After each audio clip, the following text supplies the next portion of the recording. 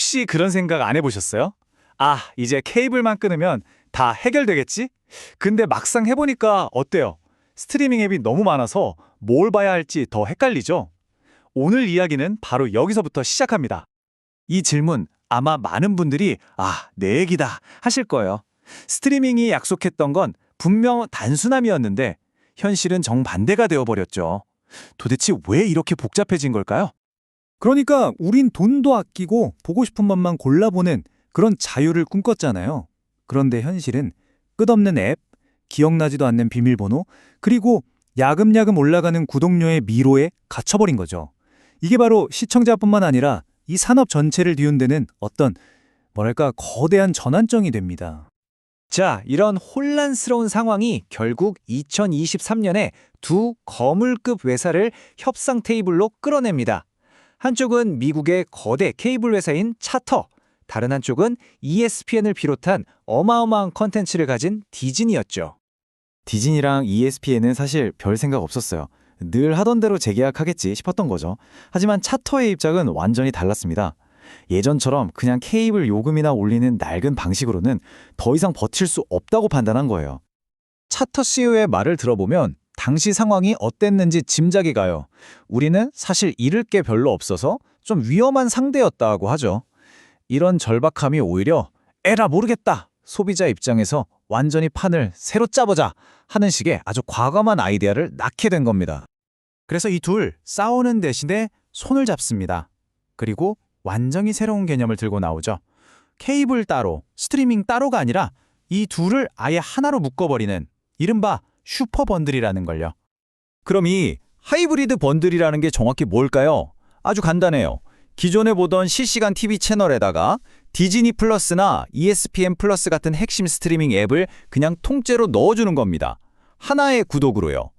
여기저기 흩어져 있던 컨텐츠를 한 곳으로 모으겠다는 거죠. 이 거래를 성사시킨 사람들은 이걸 모두가 이기는 게임, 즉 윈윈윈이라고 불렀어요. 고객은 일단 편해지고 돈도 아끼고 케이블 회사는 가입자를 지킬 수 있고 컨텐츠 회사는 마케팅 비용 없이 수백만 명에게 순식간에 컨텐츠를 노출시킬 수 있으니까요. 물론 이건 어디까지나 이걸 만든 사람들 입장이긴 합니다만 아이디어 자체는 꽤 그럴듯하죠. 그리고 이런 변화를 반긴 건 디즈니 같은 거대 기업뿐만이 아니었어요.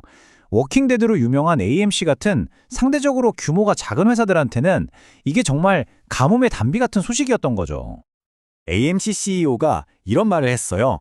자기들 힘만으로는 절대로 이룰 수 없는 성공이었다고요. 이 새로운 번들 덕분에 차터에서만 무려 85만 개의 AMC 플러스 계정이 새로 생겼거든요.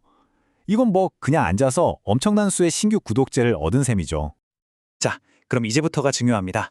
이 차터와 디즈니의 계약이 단순히 두 회사만의 이야기가 아니라 앞으로 우리가 TV를 보는 방식 자체를 어떻게 바꿀 수 있는지 한번 들여다보죠. 이건 바로 여러분의 이야기이기도 합니다. 이 모든 변화가 왜 일어났는지 알려면 이 배경을 봐야 합니다. 전통적인 케이블 TV 가입자 수가 정말 무섭게 줄어들고 있었거든요. 업계로서는 이대로 가다간 다 죽는다는 위기감이 팽배했던 거죠. 어떻게든 이 하락세를 막아야만 했습니다.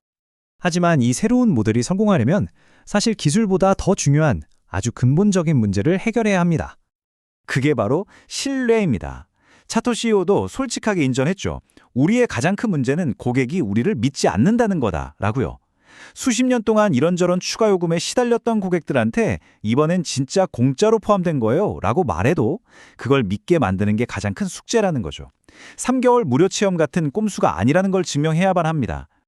그러니까 정리하자면 잃어버린 신뢰를 되찾는 게 첫 번째 과제고요. 또 이런 새로운 상품이 있다는 걸 사람들에게 제대로 알리는 것도 중요하죠. 그리고 틱톡이나 유튜브처럼 사람들의 시간을 뺏어가는 새로운 경쟁자들과도 싸워야 합니다. 그래서 이들이 꿈꾸는 최종 목표는 바로 이런 겁니다. 우리가 어떤 프로그램을 보고 싶을 때 이게 실시간 방송인가? 아니면 넷플릭스에 있나? 이런 고민 자체를 할 필요가 없어지는 세상이죠. 그냥 리모컨에 대고 오징어 게임 틀어줘 라고 말하면 기술이 알아서 그게 어디에 있든 찾아서 바로 보여주는 그런 아주 매끄러운 경험을 만드는 겁니다. 결국 돌고 돌아 지난 10년간 그렇게 해체를 외쳤던 방송시장이 다시 결합, 즉 번들로 돌아오는 모양새입니다. 물론 예전과는 다른 훨씬 더 똑똑한 방식이긴 하지만요. 자, 여기서 마지막 질문을 던져봅니다. 우리가 그토록 벗어나고 싶었던 번들의 시대가 결국 더 나은 모습으로 우리에게 다시 돌아오는 것. 이게 과연 텔레비전의 미래일까요?